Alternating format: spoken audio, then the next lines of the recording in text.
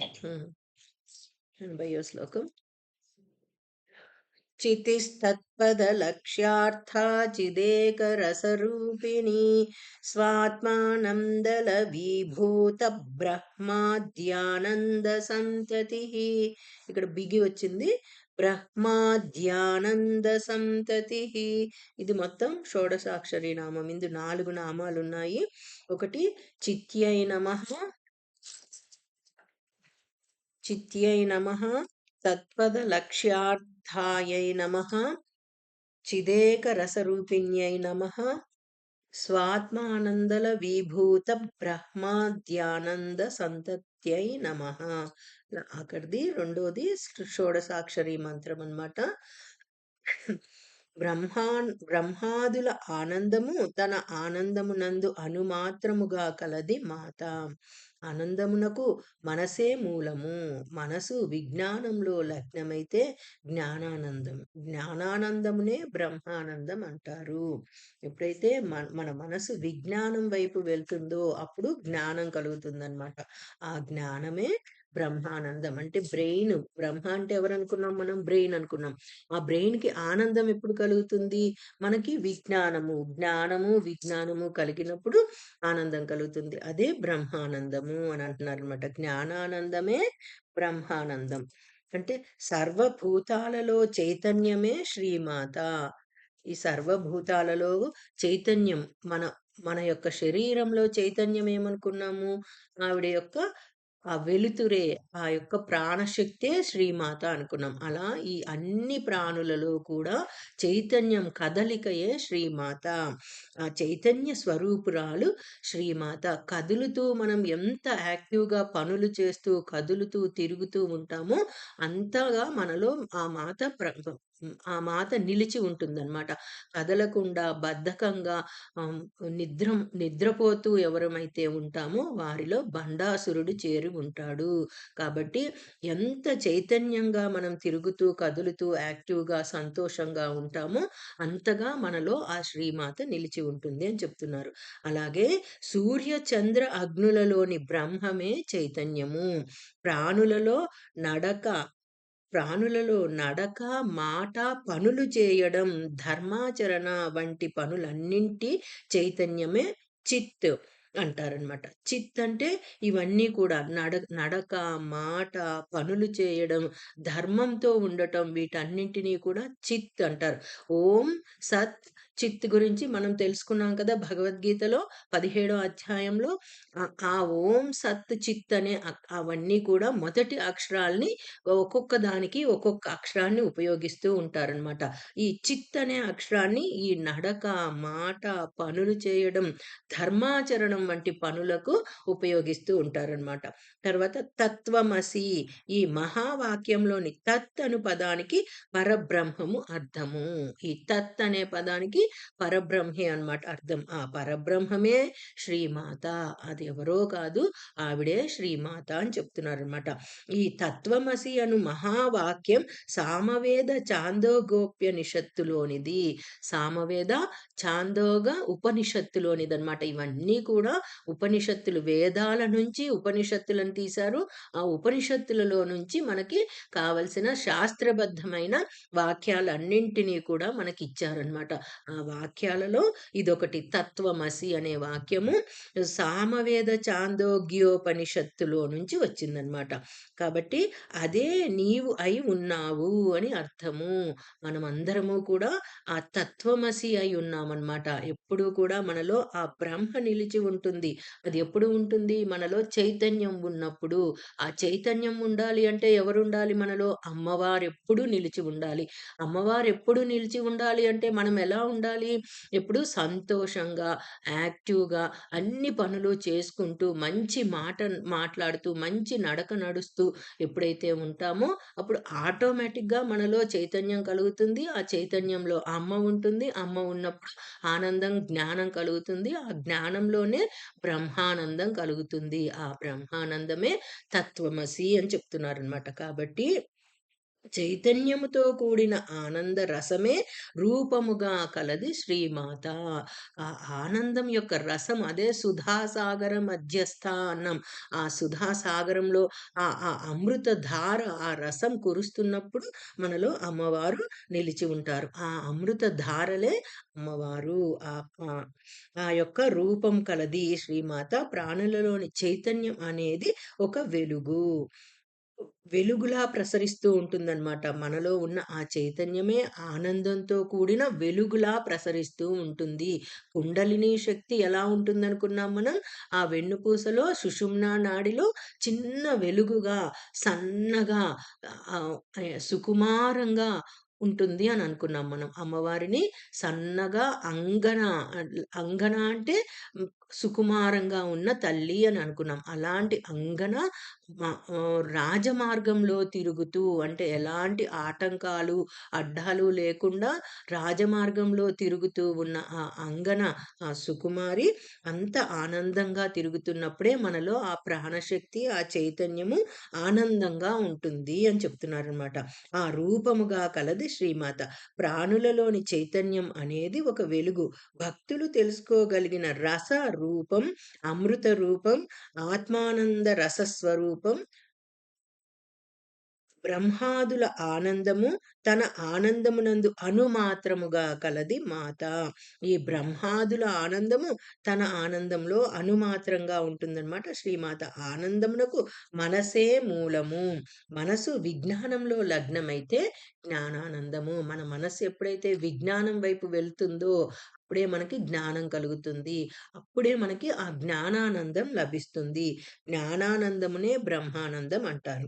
ఆనందముల వివరణకు అనుబంధం ఆనందముల వివరణకు మనం కొన్ని పుస్తకాలు వేదాలలోని కొన్ని పుస్తకాలను చూస్తూ ఉంటే ఆనందంలో నుంచి ఎంత వివరణ ఉంటుందో అవన్నీ కూడా మనకు తెలుస్తూ ఉంటాయన్నమాట. తాను నివసించే సృష్టిలోని ప్రాణికోటిని తాను నివసించే సృష్టిలోని ప్రాణికోటిని పరిశీలిస్తూ అనేకత్వంలోనున్న ఏకత్వాన్ని సాక్షాత్కరింప చేసుకొని అందరిలో ఉన్న ఏకత్వం ఎవరనుకున్నాం మనం? ఆ శ్రీమాత అనుకున్నాం. ఆ శ్రీమాతని ఎప్పుడూ కూడా మనం సాక్షాత్కరింప చేసుకుంటూ ఉండాలన్నమాట. బ్రహ్మ సత్యం జగం మిథ్య. బ్రహ్మ బ్రహ్మ అనేది ఎప్పుడూ సత్యంగా ఉంటుంది. ఈ జగత్ అనేది ఎప్పుడూ మిథ్యగా ఉంటుంది. ఆ మిథ్య అనేది నిజమైనది కాదు. బ్రహ్మనే నిజమైనది అని తెలుసుకొని మనం ఎప్పుడైతే ఆ అనుభూతిని గలుగుతామో వారే యోగీశ్వరులు అవుతారు. ఆ యోగీశ్వరులకి మాత్రమే ఆ అనుభూతి కలుగుతుంది అని ఆ బ్రహ్మానందాన్ని వారు మాత్రమే సాధించగలరు అని చెప్తున్నారనమాట. శ్రీమాత కరుణ ఉంటేనే బ్రహ్మానందాన్ని పొందగలము. ఎప్పుడైనా సరే మనకి ఒక ఆనందం కావాలి అనుకుంటే ఆ అమ్మవారి యొక్క కరుణ ఉంటేనే మనం ఆ ఆనందాన్ని పొందగలం. లేకపోతే ఆనందం లభించనే లభించదు అని చెప్తున్నారనమాట. కాబట్టి శ్రీమాత మనకి చితిస్తత్పద లక్ష్యార్థ చిదేక రసరూపిణి స్వాత్మానందల విభూత బ్రహ్మాద్యానంద సంతతి. మనకి ఆనందం కావాలన్నా బ్రహ్మానందం కావాలన్నా ఈ శ్లోకాన్ని గాని మనం రోజు పారాయణ చేసుకుంటూ ఉంటే జ్ఞానముతో పాటు ఆ బ్రహ్మానందం కూడా మనకి లభిస్తుంది అని చెప్తున్నారనమాట. 80వ శ్లోకంలో 81వ శ్లోకం. పరా ప్రత్యక్షితి రూపా పశ్యంతి పరదేవత మధ్యమా వైఖరి రూపా భక్త మానస హంసిక. ఇందు 7 నామాలు ఉన్నాయన్నమాట. పరాయై నమః, ప్రత్యక్షితి రూపాయై నమః, పశ్యంత్యై నమః, పరదేవతాయై నమః, మధ్యమాయై నమః, వైఖరీ రూపాయై నమః, భక్త మానస హంసికాయై నమః. శ్రీమాత భక్తుల మానస సరోవరాలలో హంస వలె విహరించును. ఎప్పుడు కూడా హంస అంటే ఏమనుకున్నాం? ఇడానాడి పింగళానాడి. ఎప్పుడైతే అది హా సాగా మనకి లోపలికి బయటకి తిరుగుతూ ఉంటుందో అదే హంస. అది ఎక్కడుంటుంది? భక్తుల మానస సరోవరాలలో, మన యొక్క మనస్సులో ఉన్న ఆ సరస్సులో, ఆ అమృత ధారలా కురిసిన ఆ సరస్సులో అమ్మవారు హంసలా తిరుగుతూ ఉంటారు అంటే మన ప్రాణశక్తే మనలో ఉన్న సరోవరంలో ఉన్న ప్రాణశక్తి. అదే చైతన్యము అని చెప్తున్నారనమాట. శ్రీమాత భక్తుల మనస్సులలో విహరించును. శ్రీమాత శబ్ద బ్రహ్మ స్వరూపిణి. ఆమెయే సరస్వతీదేవి. శబ్దమును పలుకున్నప్పుడు ఒక శక్తిచే అర్థము పుట్టును. ఒక శబ్దం మనం పలుకుతున్నామంటే ఆ శక్తితోనే ఒక అర్థం వస్తూ ఉంటుందన్నమాట. ఇప్పుడు మనం చెప్పుకుంటున్న శబ్దాలన్నింటికి ఏం చెప్పుకుంటున్నాం మనం? ఒక్కొక్కటి అర్థం చెప్పుకుంటున్నాం. ఆ అర్థం అంతా కూడా వివరించి చెప్తున్నాము అంటే అది దేనివల్ల చెప్తున్నాము? అమ్మవారి యొక్క అనుగ్రహం చేత మనం ఇవన్నీ చెప్పుకోగలుగుతున్నాం. ఆ శబ్దమునకు అర్థమునకు గల సంబంధమే శబ్ద బ్రహ్మము. ఈ శబ్దం ఒక్కొక్క పదానికి, ఆ శబ్దానికి మనం అర్థం చెప్పుకుంటున్నాము అంటే అదే శబ్ద బ్రహ్మము అని అంటున్నారనమాట. ఆ శబ్ద బ్రహ్మము వాగ్రూపంగా పరా పశ్యంతి మధ్యమ వైఖరి రూపాలుగా మారుతుంది. ఈ శబ్దమే వాక్ రూపంగా బయటికి రావాలి అంటే పరా పశ్యంతి మధ్యమ వైఖరి రూపాలుగా మారుతుంది. మూలాధారం నుండి శబ్దములు బయటకు వస్తాయి. ఎప్పుడు కూడా మనకి మూలాధారం నుండి, అందుకే నాభి నుంచి కొన్ని అక్షరాలు పలకాలి అని చెప్పుకుంటున్నాం. ఆ నాభి నుంచి పలికే శబ్దాలన్నీ కూడా మూలాధారం నుంచి మనకి బయటకు వస్తూ ఉన్నాయన్నమాట. ఆ శబ్ద బ్రహ్మాన్ని మహావృక్షంగా మహాకవులు వర్ణించారు. ఆ బ్రహ్మ, ఆ శబ్దం ఎక్కడి నుంచి వస్తుంది? ఆ మూలాధారం నుంచి మన వాక్ రూపంగా బయటకు వస్తున్న దాన్ని మహావృక్షంగా కవులు వర్ణించారనమాట. శ్రీమాత సర్వజీవులలో అవ్యక్త బ్రహ్మ స్వరూపురాలుగా ఉన్నది. వ్యక్తం కాకుండా అందరిలో కూడా ఆవిడకు ఒక రూపం అంటూ లేకుండా ఎవరి శరీరాన్ని బట్టి వారికి ఆ రూపాలను ఇస్తూ అందులో అమ్మ ఆత్మగా నిలిచి ఉంటూ ఉన్నారు. అదే అవ్యక్త బ్రహ్మగా ఆవిడ నిలిచి ఉన్నది, స్వరూపురాలుగా ఉన్నది అని చెప్తున్నారనమాట. కాబట్టి ఆమె జ్ఞాన స్వరూపురాలు. ఒక్కొక్కరిలో ఒక్కొక్క రకమైన జ్ఞానం ఉంటుంది. ఆ జ్ఞానమే అమ్మవారి స్వరూపము. ఎవరి జ్ఞానాన్ని బట్టి వారి స్వరూపం బయటికి వెలువడుతూ ఉంటుందన్నమాట. కాబట్టి ఆ జ్ఞాన స్వరూపమే అమ్మవారు అని భావించాలి. ఆలోచన, భావనయే స్పశ్యంతి. మన యొక్క ఆలోచన, ఆ ఆలోచన నుంచి మనం చేసే భావనే పశ్యంతి అని అంటారు. పరావాక్కు అంటే సూక్ష్మ రూపము. ఆ పరావాక్కు లోపల నుంచి వచ్చే వాక్కే సూక్ష్మ రూపంగా ఉంటుంది. పశ్యంతి రూపంగా ఉంటుంది. పశ్యంతి వాక్ స్వరూపిణి శ్రీమాత. ఆ వాక్కు యొక్క స్వరూపంతో ఉన్న పశ్యంతియే శ్రీమాత అంటున్నాం. ఇప్పుడు కొంతమందికి మాట రాదు. ఎందువల్ల రాదు అంటే వారిలో ఆ అమ్మవారు ఆ బాహ్య ప్రపంచానికి సరిపడా శబ్దాన్ని మూలాధారం నుంచి వారికి అందించలేదన్నమాట. ఆ అనుగ్రహం వారికి అందించలేదు కాబట్టి కొంతమందికి వాక్కు బయటికి రాదనమాట. మనసులో వారికి అన్నీ ఉంటాయి, అన్నీ తెలుస్తాయి, కానీ బయటికి చెప్పలేరనమాట. అది ఎందువల్ల అంటే ఈ యొక్క లోపం వల్ల అని చెప్తున్నారనమాట.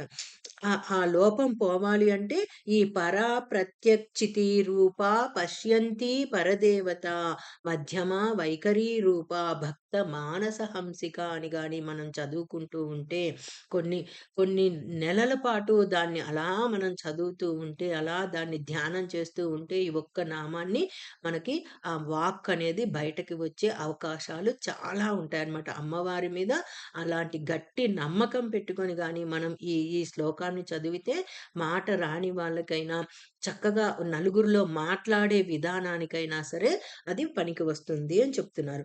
ఈ పశ్యంతి వాక్ స్వరూపిణి శ్రీమాత. ఉత్కృష్టమైన పరదేవతా నామము కలది శ్రీమాత. పరదేవత అనుగ్రహంతో వాంగ్మయము విస్తరించును.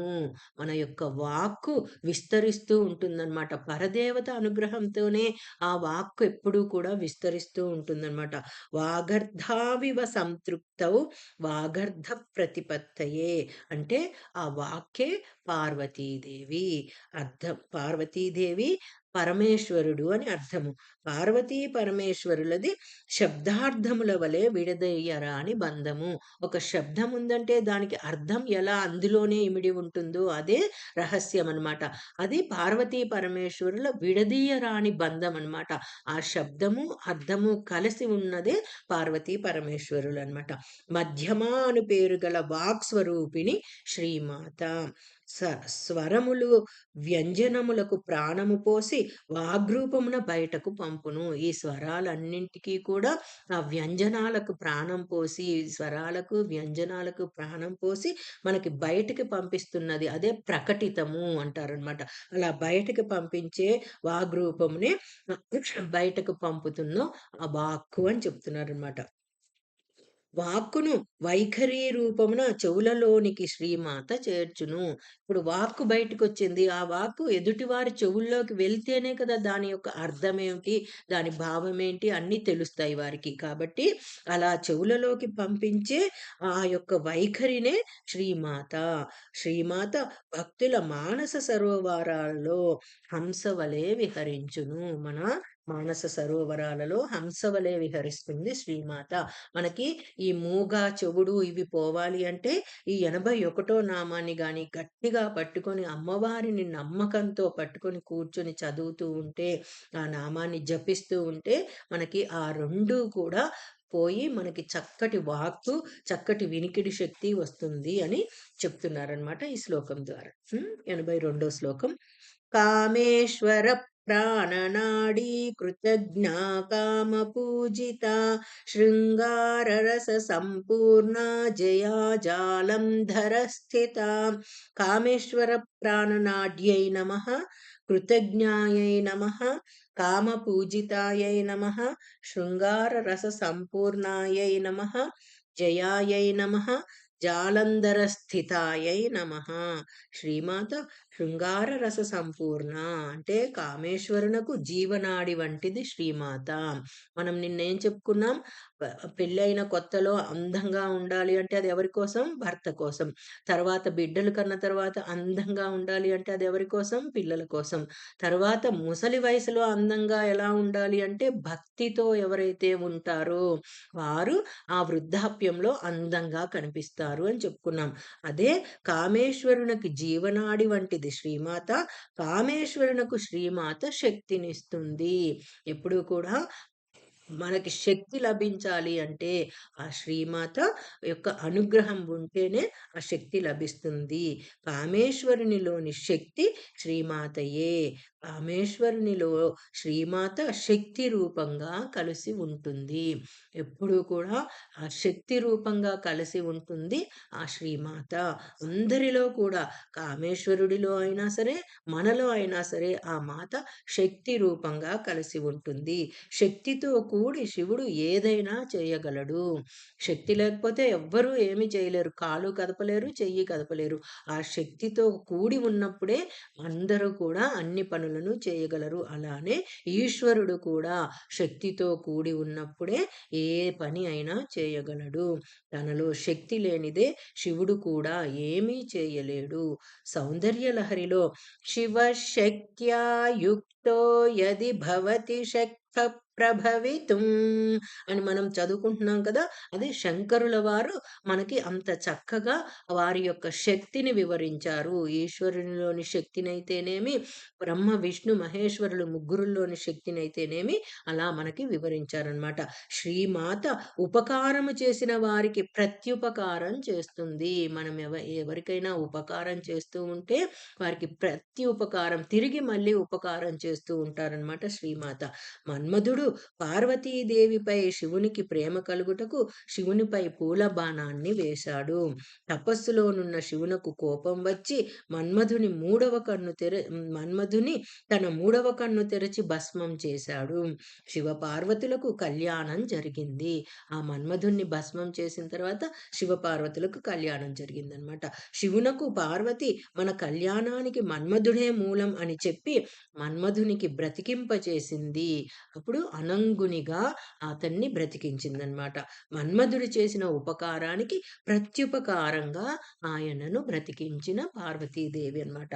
కాబట్టి కావున ఎవరైనా ఉపకారం చేసిన వారికి ప్రత్యుపకారం చేయడం ధర్మం. మన ధర్మం శాస్త్రం ప్రకారం ఏం చెప్పారు? ఎవరైనా ఉపకారం చేసిన వారికి మళ్ళీ తిరిగి మనం ప్రత్యుపకారం చేయాలి. అంతేకాని అపకారం అనేది చేయకూడదు అని చెప్తున్నారనమాట. శ్రీమాత మన్మధునిచే అర్చింపబడినది. ఆ మాత ఎప్పుడూ కూడా ఆ మన్మధునితో అర్చించుకుంటూనే ఉంటారనమాట. మన్మధుడెప్పుడూ ఆ మాతని అర్చిస్తూ ఉంటారనమాట. శ్రీమాతను శ్రీ విద్యచే మన్మధుడు ఉపాసించినాడు. శ్రీ విద్య అంటే మన ఈ లలితా సహస్రము వీటితో ఆ మన్మధుడు అమ్మను ఎప్పుడూ కూడా ఉపాసిస్తూనే ఉంటాడు. శ్రీ సూక్తము, లలితా సహస్రము ఇవన్నీ కూడా శంకరాచార్యులు రాసిన వాటన్నింటితో సౌందర్య లహరి, ఆనంద లహరి వీటన్నింటితో కూడా అమ్మనెప్పుడూ కూడా ఉపాసిస్తూ ఉంటారు మన్మధుడనమాట. శ్రీమాత శృంగార రసముతో నిండినది. శృంగార రస సంపూర్ణ అంటే సృష్టికి మూలం శృంగార రసం. నవరసాలలో శృంగారం ప్రధాన రసం. 9 రసాలలో శృంగారం ప్రధాన రసం అన్నమాట. అదే మూలాధారంలో నిలిచి ఉంటుందన్నమాట. ఆ తర్వాత మిగతా రసాలన్నీ కూడా వస్తూ ఉంటాయన్నమాట. శృంగ అర రస సంపూర్ణ అంటే శృంగం అనగా కోణము, అర అనగా బిందువు, రస సంపూర్ణ అనగా ఆనందముతో కూడిన బిందువు. ఆ బిందువే ఆనందమాత. ఎప్పుడు కూడా ఆనందంతో కూడిన బిందువు ఉన్న ఉన్న ప్రదేశం అంతా కూడా అక్కడ అమ్మవారు నిలిచి ఉంటుందన్నమాట. అదే ఆనందమాత అని అంటారు. శ్రీమాత జయస్వరూపము కలది. అక్కడ అపజయం అనేదే ఉండదన్నమాట. శ్రీమాత ఉన్నారు అంటే ఎప్పుడూ కూడా జయమే కలుగుతూ ఉంటుందన్నమాట. ఆ జయమును తెలుపు పదం ఈ శ్రీ మహాభారతానికి జయమని పేరు. అదే మహాభారతానికి కూడా మనము జయమని పేరు పెట్టారనమాట. శ్రీమాత జాలంధర పీఠంపై ఆసీనురాలై ఉన్నది. ఈ శాంతంతో కోపాన్ని, మంచితనంతో చెడును, దానంతో లోభాన్ని, సత్యంతో అసత్యాన్ని జయింపవచ్చును. జలంధర అను క్షేత్రంలో కొలువైన దేవత విష్ణుముఖి. ఆ పీఠంలో ఉన్నది జాలంధర స్థిత. జలంధర అంటే మేఘం అన్నమాట. మేఘము కుండ.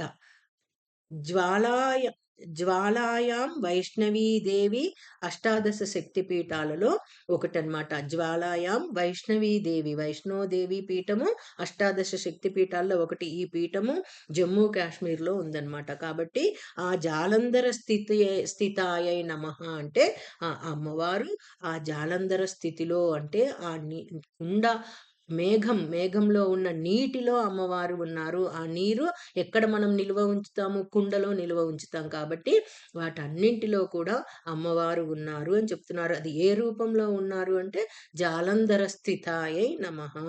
ఆ రూపంలో అమ్మవారు ఉన్నారు అని చెప్తున్నారనమాట. 83 శ్లోకం. ఓఢ్యానపీఠ నిలయా బిందు మండలవాసిని రహో యాగక్రమారాధ్య రహస్తర్పణ తర్పిత.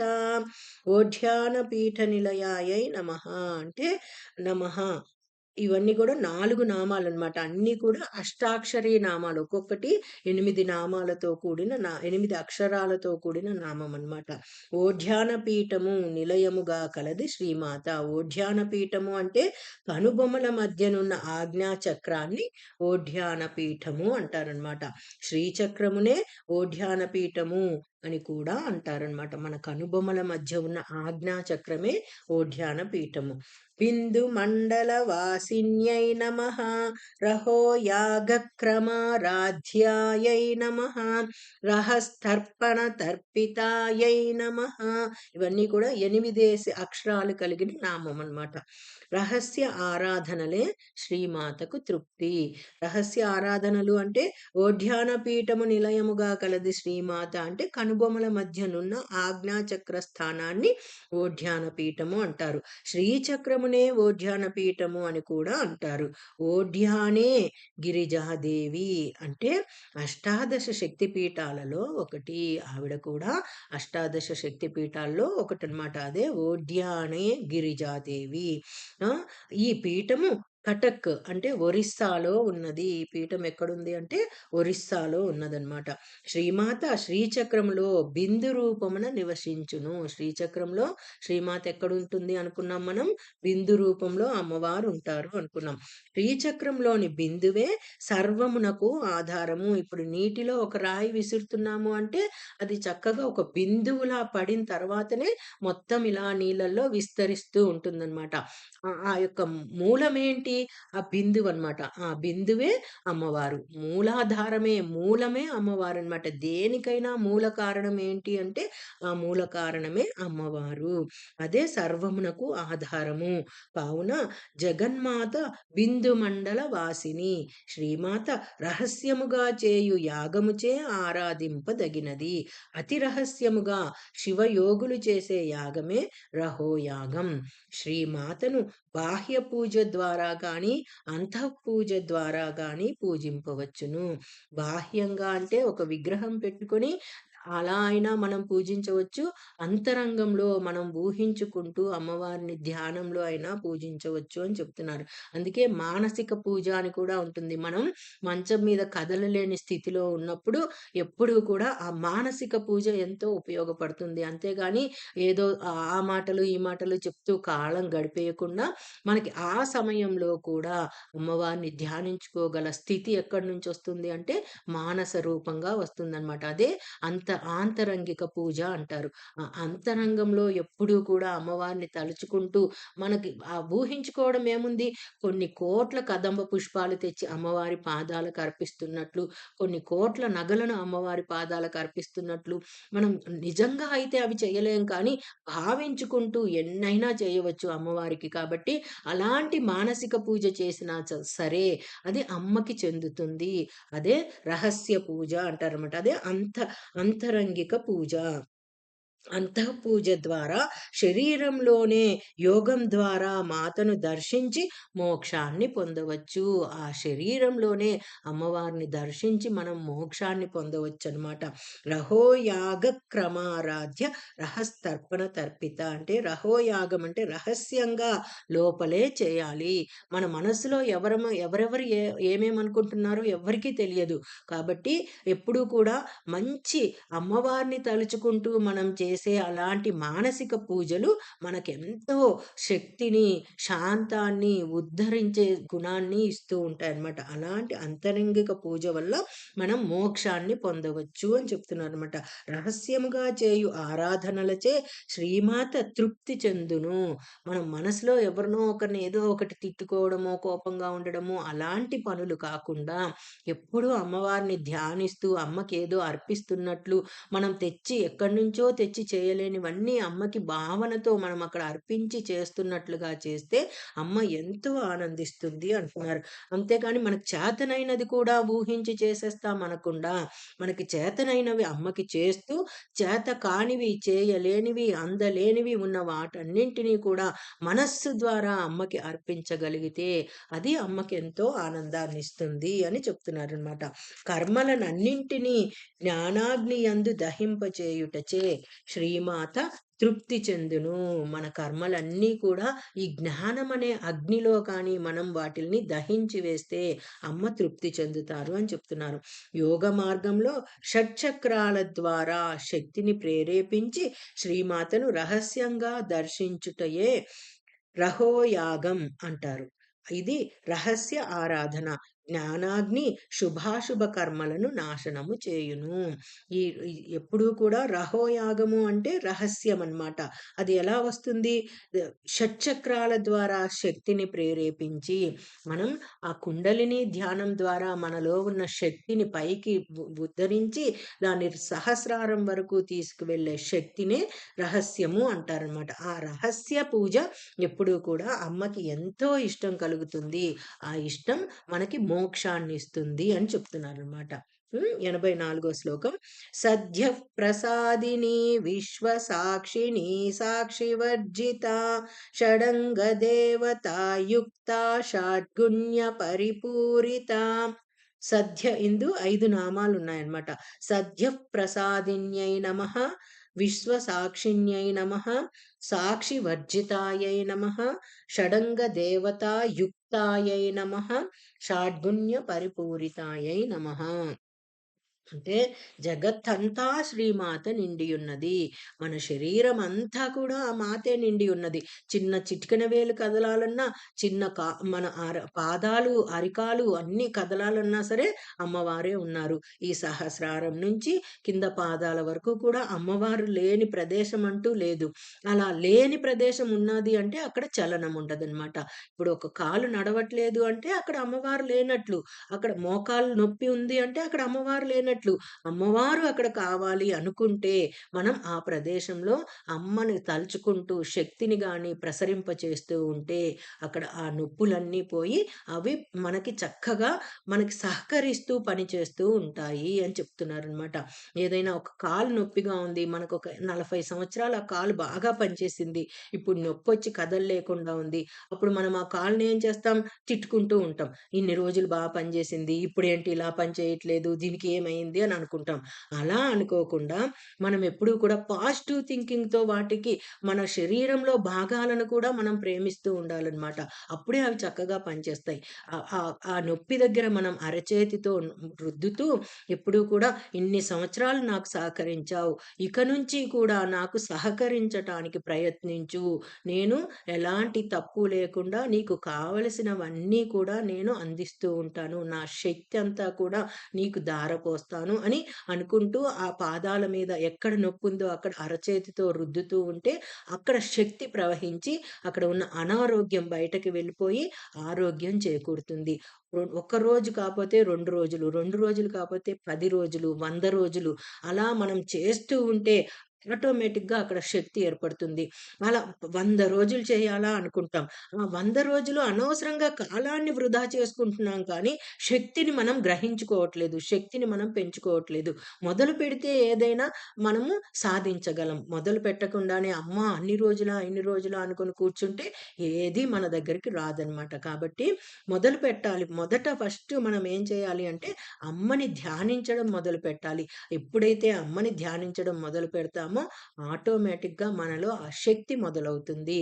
ఆ శక్తి రాగానే మనకి ఆనందము, ఆహ్లాదము, ఆశ్చర్యం కూడా కలుగుతుంది. అబ్బా! నిన్నటి వరకు నేనింత ఇవన్నీ వదిలేసి తిరిగానా అన్న ఆశ్చర్యం కూడా మనకు కలుగుతుందనమాట.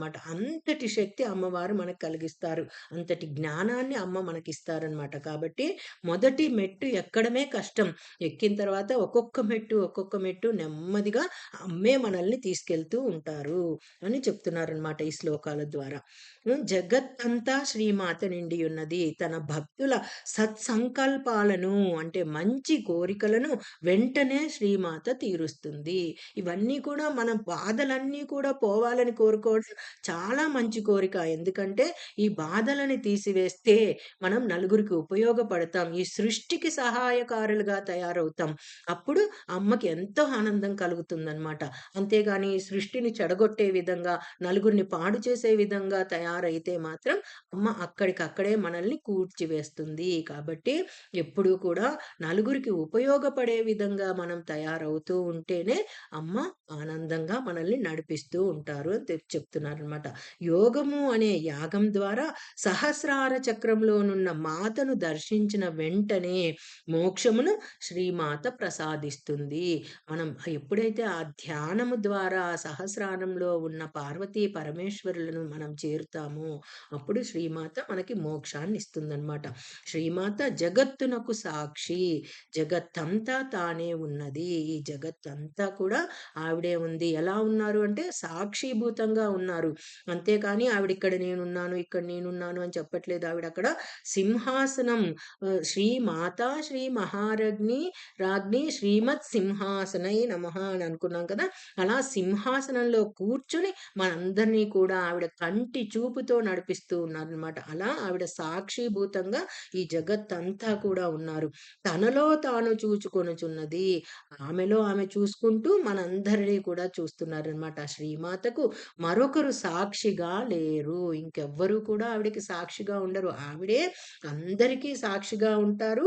ఆవిడకి ఆవిడే సాక్షిగా ఉంటారు. ఆమె విశ్వానికే సాక్షి. ఆమెతో సమానులైన వారు ఎవ్వరూ లేరు. అధికులు లేరు. సమానమైన వాళ్ళే కాదు, ఆవిడ కన్నా గొప్ప వాళ్ళు కూడా ఎవరు లేరు అని చెప్తున్నారు. మనం చేసే కర్మలన్నింటికి ఆమెయే సాక్షి. మనం అనుకున్నాం కదా! సింహాసనంలో కూర్చొని అమ్మ మనం చేసే పనులన్నింటినీ కూడా లెక్క వేస్తూ ఉంటారనమాట. అది ఎలా లెక్క వేయగలుగుతున్నారు? అమ్మ మన దగ్గరకొచ్చి మన ఇంట్లో కూర్చొని లెక్క వేస్తున్నారా? లేదు. పగలు రూపంలో, రాత్రి రూపంలో, చెట్టు రూపంలో, పిట్ట రూపంలో, ఎందులో నుంచైనా సరే అమ్మ మనం చేసే ప్రతి పనిని కూడా లెక్క వేసి, బేరీజు వేసి, మన కర్మలన్నింటినీ లెక్కపెట్టి, మనకి ఏ స్థానం రావాలో ఆ స్థానాన్నిస్తారు. పై స్థానాన్నయితే పై స్థానాన్నిస్తారు.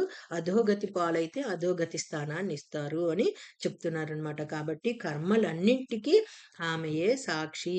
మనం చేసే చెడు కర్మలు ఎవరు చూడటం లేదనుకోవడం పొరపాటు. సర్వసాక్షిణి అయి నమః అంటే శ్రీమాత అన్నింటినీ చూస్తూ ఉంటుంది. ఫలితాలనిస్తుంది.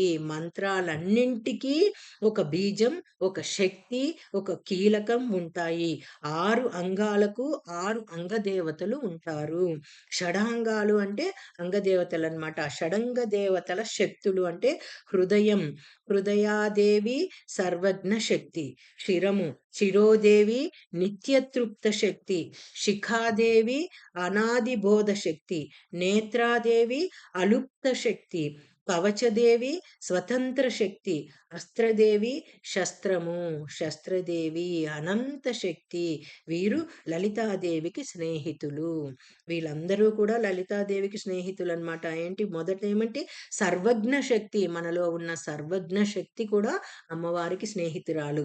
అలాగే శిరోదేవి నిత్య తృప్తిగా ఉండే శక్తి అమ్మవారి స్నేహితురాలు. ఎప్పుడు నిత్యము మనం తృప్తిగా ఉండాలన్నమాట. అది లేదు, ఇది లేదు అనుకోకుండా ఎప్పుడు నిత్యము తృప్తిగా ఉన్నాము అంటే అది అమ్మవారి స్నేహితురాలన్నమాట. అలాగే అనాది బోధ శక్తి. ఎప్పటినుంచో మంచి బోధనా శక్తిని కలిగి ఉండాలి. సనాతనం నుంచి ఉన్న వేదాలని, శాస్త్రాలని పఠనం చేస్తూ అది బోధించే విధానంగా మనం చేసుకోగలిగితే అది మంచి శక్తిని కలిగి ఉంటుంది. నేత్రదేవి అంటే అలుప్త శక్తి. ఈ నేత్రాలకు కలిగిన శక్తి అమ్మవారి యొక్క స్నేహితురాలు. కవచదేవి మన శరీరం స్వతంత్రంగా ఉండగల శక్తి అమ్మవారి యొక్క స్నేహితురాలు. అలాగే శస్త్రదేవి శస్త్రాలను ఉన్న శక్తి అమ్మవారు. కాబట్టి ఇదంతా కూడా అనంతమైన శక్తి కలిగి ఉంటారు. వీరు లలితాదేవికి స్నేహితులు. వీరంతా కూడా మన శరీరానికైతేనేమి, బాహ్య ప్రపంచానికైతేనేమి అంగరక్షకులుగా ఉంటారనమాట. సౌందర్యవతులు. 6 శక్తులచే అనగా షడంగ దేవతలచే లలితాదేవి కలిసి ఉంటుంది. షడంగ దేవతలు షట్శక్తులతో కలిసి ఉందురు. ఇవన్నీ కూడా భగవంతుని యొక్క 6 గుణాలు. అవేంటంటే ఐశ్వర్యము, ధర్మము, యశస్సు, స్త్రీ, శ్రీ, శ్రీ అంటే లక్ష్మీదేవి, సంపద అంటే లక్ష్మీదేవి అనమాట. శ్రీ, సంపద, జ్ఞానము, వైరాగ్యము. ఈ 6 గుణాలకు భగము అని పేరు. ఈ 6 గుణాలు కలవాడు భగవంతుడు. అందుకే ఈ 6 గుణాలని భగము అని పెట్టారనమాట. ఈ 6 గుణాలు కలవాడెవరు అంటే భగవంతుడు అని చెప్తున్నారు. ఆయనయే పరమాత్మ. ఆ భగవంతుడే పరమాత్మ అన్నమాట. పురుష దైవం భగవానుడు, స్త్రీ దైవం భగవతి. ఈ శ్రీమాతలో మాత్రమే ఈ గుణాలు సంపూర్ణంగా ఉన్నాయి. ఎప్పుడైతే మనకి ఈ 6 లక్షణాలు కలిగి ఉంటాయో అప్పుడే మనలో ఈ లక్షణాలన్నీ సంపూర్ణంగా ఉన్నట్లుగా ఉంటాయన్నమాట. కాబట్టి ఈ 6 లక్షణాలని ఎప్పుడూ కలిగి ఉండాలి అని చెప్తున్నారన్నమాట. 85వ నామం రేపు చెప్పుకుందాం. నమస్తే అమ్మ.